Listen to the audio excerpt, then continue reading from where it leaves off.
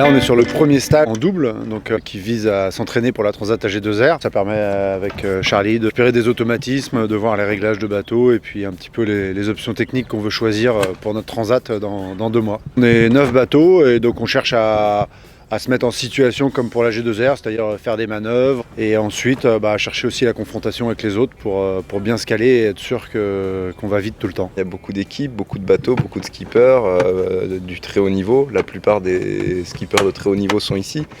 Donc il y a un niveau élevé, il y a une quantité et une qualité de projets de skippers. Ce matin on était au briefing, c'est bien mené par Jeanne Grégoire là, qui nous a bien donné la parole aux uns aux autres et je trouve que c'est assez ouvert, chacun donne son point de vue sur les réglages, sur les manœuvres, sur ses méthodes et c'est intéressant. On a 9 bateaux sur l'eau et les 2 jours précédents, on est sur le dernier jour de stage et sur les 2 premiers jours on a eu du vent entre 25 et 35 nœuds.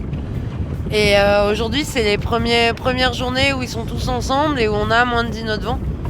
Donc on essaye de faire un entraînement et puis s'allier un petit peu de confrontation, parce qu'en fait dans 35 nœuds de vent c'était surtout de la gestion de crise hier.